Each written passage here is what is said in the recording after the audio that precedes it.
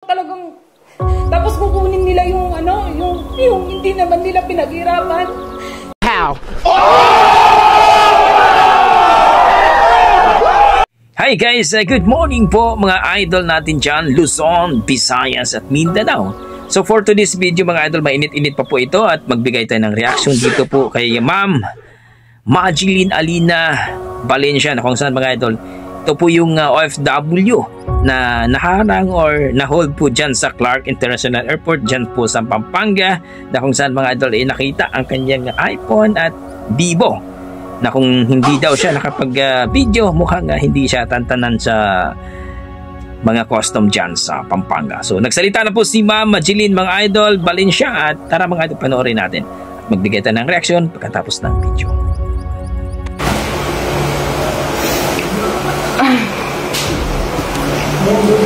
Ayan. Ang init sa Pilipinas. Mainit talaga sa Pilipinas ngayon. Grabe. Kinat ko po yung video ko kanina, yung live ko, kasi sabi po nila blurred. So ayan po. Uulitin ko pa ba yung sinabi ko? Uulit pa ba ako sa simula? Sige ma'am, ulitin mo. So, puntahan nyo po ang kanyang Facebook page mga idol ha. At i-follow nyo po siya. Continue na lang daw. O sige po, i-continue ko na. Saan ba ako natapos kanina? Ayun. Yung, so, sabi po nung isang babae doon, sabi niya, iPhone, worth 100,000 yan. Yun po ang narinig kong sinabi ng isang babae, worth 100,000 yan. Tapos, ay sabi ko po, hindi po iPhone 12 lang po yan. Tapos po sabi ko, second hand lang po yan. Tapos, di inihingi po na lang yung resibo. Tapos, di sabi ko, ako po, ano lang po yan, in-order ko lang po yan online sa Dubai, dun sa may Noon. Dun po sa may, ano ko yan, kasi po ireregalo niya po dun sa may anak niya, magbe-birthday po ng 18 years old. Tapos yung Oppo naman po, sabi ko, sa tita ko po yan, ibibigay niya po sa tatay niya, dun sa lolo niya. Tapos inaano po nila yung, parang may tinitingnan po silang inaano po nila yung presyo. Tapos sabi ko po, dun sa Oppo, ay binidyo ko po yung mga phone. Yung ang sinasabi ko po sa inyo na hindi ko po intention na i-video ko po yung nangyari. Hindi ko po intention yon. Kaya po ako nagbibidyo, kaya nga po putol po yung katawan nila yung mga paalang nila Kasi po, ang binibidyo ko po nung time na yon, yung mga phone na pinadala sa akin. Ibibidyo ko po kasi po, isisend ko po dun sa mga nagpadala para alam po nila na kung kukunin po nila yung phone na yon, na kinuha po sa custom at hindi ko po, baka isipin po nila, sinasabi ko lang na kinuha sa custom, tapos inuwi ko lang yung phone. Kaya po ako nag-video na sabi ko, offer. Sabi ko, eto yung sinasabat dito. Tapos sabi po nung babae, hindi namin sinasabat. Sabi ko, ano po yun kung hindi nyo, ano pong ibig sabihin nito? Ino-hold lang namin. Yun po ang sabi niya. Tapos ipapaliwanag ko rin po pala, dun sa may video, meron pong mga babae na ando doon sa may na nahagip dun sa may video ko. Yung luggage pong yun, sa kanila po yun, hindi po yun akin. Yung mga phone po na dala-dala ko, nakalagay po yun sa may backpack ko sa hand carry. Kasi po, ang mga phones, yung mga gadgets, hindi po yan pwedeng i-check-in. Kasi po, may mga battery po yan. Once na may mga battery po, hindi nyo po pwedeng ilagay sa check-in yan. Bawal po yan. Sa Dubai pa lang po, kung saan po kayo manggagaling na bansa, sasabihin nila sa'yo kung ano yung mga bawal ilagay sa check-in at ang mga bawal na ilagay sa may hand carry. So, yung mga phone yun, hindi po yun nakalagay sa check-in luggage ko. Nakalagay po yun sa may hand carry ko na nai-scan po nila. At ano po, yung mga phone na yun, na nandito lang po sa bag ko. Kaya meron po kasi ako nakikita sa mga comment na ang sabi po, ang napaka-ignorante naman nito na bakit hindi na lang nilagay sa luggage, ganyan-ganyan. Kasi po, hindi po talaga allow na ilagay po sa luggage po, sa i-check-in nyo yung mga, may mga battery po. Kasi po, parang ano po yan, delikado po yan pag chinek-in po yan, kaya dapat po yan nasa hand carry. Yun po ang lilinawin ko po sa mga nagsasabi po na bakit hindi ko po daw nilagay yun sa may check-in. So kaya po naka-backpack po yun. Naka-backpack po sa akin. So, andun na po tayo. Ngayon po, yung nagip po sa camera, mini-message din po ako. Marami daw pong nagme-message sa kanya na akala po nila na taga-custom din po siya. Nag-message po siya sa akin. Sabi po niya na yung sila po daw, nung time na yon, nagmulta po sila. Pinagbayad po daw sila ng 10,000. Pero ako po, hindi po talaga ako, kasi alam ko po na hindi po ako mali nung time na yon. Kaya po talaga inano po yung ano ko para hindi nila kuhanin yung phone. Sa marami po kasi nagtatanong sa akin na mga message, pero hindi ko po kasi kayo ma-replyan. Hindi ko po kayo ma-replyan isa-isa kasi po ang dami po talaga. Tapos napupunta po sila sa may message request, sa may spam ko. Sa mga nagtatanong po, yung mga cellphone pong yun, na hindi po nila nakuha sa akin. Kasi po, nagmatigas po talaga ako. Nung hindi ko po sila binibidyo. Yung binibidyo ko po talaga, yung mga phone, para isend ko po dun sa mga nagpadala na kung sakaling hindi ko po mailabas yung phone na pinadala nila, at least po alam nila. Tapos, narinig ko po yung lalaki na sinasabi ko po sa inyo na from, silita na ako. Narinig ko po siya, sabi niya po dun sa isang, nagbibidyo si ma'am. Sabi niya po gano'n, nagbibidyo. Tapos sabi po nung lalaki, ma'am, bawal po ang magbidyo, sabi niya. Kaya po sinabi ko, naka-live ako. Pero ang totoo po nun, hindi po ako naka-live. Yung mga video in-upload ko po yun, sinend ko po yun dun sa may nagpadala sa akin. Pero wala po akong intensyon na mag-video. Wala po akong intensyon talaga mag-video. Tapos po, ang narinig ko po, nagbubulungan po sila. Tapos ang sabi po nung isang sa kanila, ano ang gagawin natin dito? Tapos ang narinig ko, ang sabi nung isa, yung anuhin mo na lang sa supervisor. Parang ganun po yung narinig ko eh. Tapos nakita po nila na hindi po ako magpapatinag kasi po high blood ako. Eh nung time pong yon, wala pa po akong tulog. Hindi pa po ako nakatulog sa eroplano. Eh nagme-maintenance po ako ng gamot sa hypertension. Kaya po nung andun po talaga ako. Talaga pong yung parang siyempre ka po sa biyahe, 'di ba? Tapos para po ako talagang kukunin nila yung hindi naman nila pinaghirapan. Kaya po yung nakita po talaga nila, hindi po talaga ako kasi yung nafi-feel ko po na kung magiging mahina po ako noon, baka pagbayaran nila ako or maiwan po sa kanila yung phone na yun. Hindi ko po talaga hinayaan,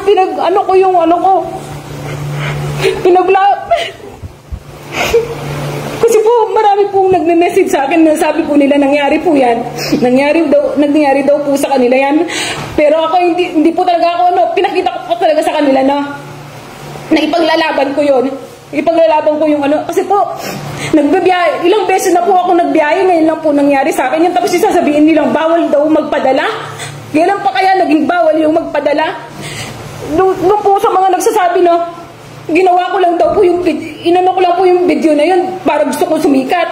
Paano gustong sumikat? Hindi ko naman po intensyon na mag-video. Yung video pong yun po yung sinesend ko pong video dun sa mga nagpadala sa akin. Yun po ang katotohanan. At saka po dun sa mga nagtatanong, hindi po nila nakuha yung phone ko. Tapos nung wala na po silang makitang siguro, kasi sabi ko po yung Oppo, nasa 400 lang yun kasi sinend po ni tita ko yung resibo nung time na yun. Nung sinend ko po sa kanya yung video na ayaw po nilang na hinarang po nila yung mga phone nila. Sinend po sa akin kaagad yung sabi ko nasa 400 dirham po yan. Tapos yung isang babae nagpo-compute na po siya. 400 dirham. Sabi ko 400 dirhams, wala pa pong 10,000 yan. Tapos yung iPhone 12 po, sabi ko ano po yan? Second hand po yan, sa akin po yan. Kaya po ako pala nakaalis doon. Ito po ang sinabi ko. Sabi ko po na yung iPhone 12 na yon sa akin, ako ang bumili. Kasi po pinakita ko po na binili ko po yun online sa may noon. Kaya po wala na po silang maano sa akin eh. Wala na po silang yung siguro po ito lang po ang yung parang nararamdaman ko nung time na yon. Parang akala po siguro nila kasi mag-isa ako kung na isasabihin nila na 10,000 lang yung tapos yung dala-dala kong iPhone 12, akala po siguro nila 100,000 yon. Siguro yung magbigay ka na lang para makuha mo yung pinadala sa iyo. Hindi po, pinaglaban ko.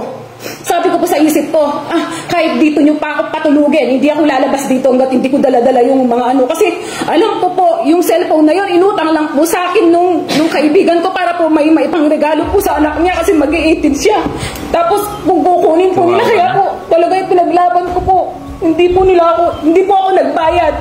Pinaglaban ko po talagang, wala nga po akong dinala sa sarili ko eh. Yun lang po ang dala-dala ko, napasalubong yung padala nila. Para sa akin po, wala po akong dala-dala para sa mga pamilya ko. Yung mga chocolate lang po. Kasi po alam ko po talaga na mahigpit po, kaya dinala ko na lang po talaga yung padala po ng mga kaibigan ko. Tapos kung kukunin pa nila, yun po ang totoong nangyari. Minatigas ko po talaga para po hindi nila kuhanin yung cellphone. Tapos po nung wala na silang masita sa akin, nagpapaliwanag yung babae, hindi lang nagkaintindihan, ganyan-ganyan. Nag-ano na lang po ako, hindi na po ako umalis na lang po ako ng mabilisan. Kasi po baka kung ano-ano pa yung gawin nila. Tama. Tapos po pala dun sa may video, nung sabi po nung lalaki na bawal po ang mag-video. Ang sabi niya sa akin, sabi ko po naka-live ako. Kunwari ko lang po 'yun para matakot sila at hindi nila ako takutin na kunin yung phone. Sabi ko lang po 'yun, pero hindi po talaga ako naka-live. Tapos po nung pagkaalis kong ganon, nagpapaliwanag pa po yung isang babae na sabi niya, hindi lang nagkakaintindihan, ganyan-ganyan po ang ano niya. Yun po ang katotohanan sa nangyari.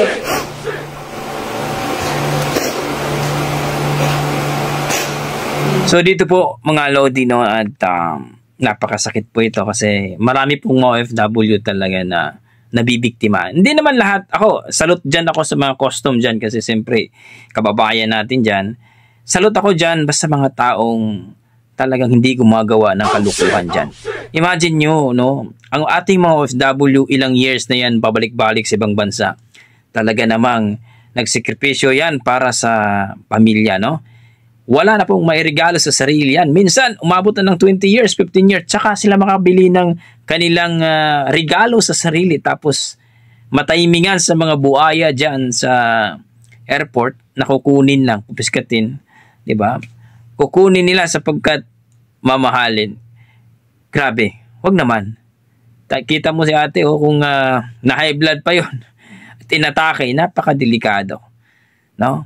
Kaya, payo ko sa ating mga kababayan, no? Ako bilang OFW po sa ibang bansa, talagang wag nyo pong picturean nyo po yung resibo nyo at mayroon namang record din yan sa inyong phone, no? Sa notification nyo kung binili nyo kasi siyempre hindi naman natin ninakaw yun no?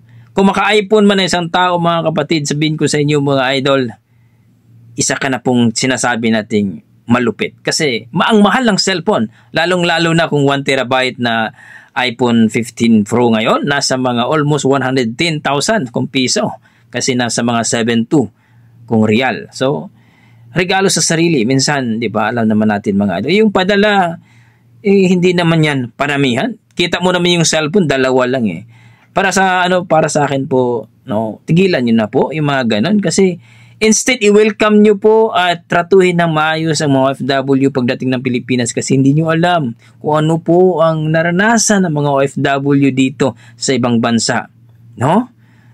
Dugot pawis ang kanilang pinuhunan. Minsan pa, wala pang makain para lang makapagtrabaho. Hindi nyo alam kung ano pong pasakit o ano pang hirap ang dinanas ng mga OFW. No? 20 years, 15 years, 10 years, 5 years, makabili man lang ng cellphone na medyo mamahalin para regalo sa sarili. Dahil alam nyo naman, yung kita nila para sa pamilya. Ito po, no? Sana naman po, alam naman natin, ang ating gobyerno, na sana po, no, matigil na po yung ganyan. Kawawa ang ating mga OFW. No? Isa po kami sa mga nagbabayad ng tax dyan para po nagbigay ng sahod sa kanila. Sana naman po, tratuhin ng maayos, no? Sa mga malupit dyan na mga buayan, ako, tigil nyo naman po yan. Kawawa naman po yung mga OFW. Pero sa mga talagang marami naman pong mga custom dyan, ako, pabalik-balik na ako ng uwi. Pero talagang mababait naman ng iba. O, minsan lang yung iba, matimingan. pag kinukursunada ka. So, kakaawa, no? Ito po si ate, naiyak po talaga sa pinaglaban niya talaga. So, sana po. Wag naman pong ganun. Kasi, yung mga OFW natin kawawa po sila. Instead, happy ang pagbakasyon nila, yung pag-uwi nila. Nako,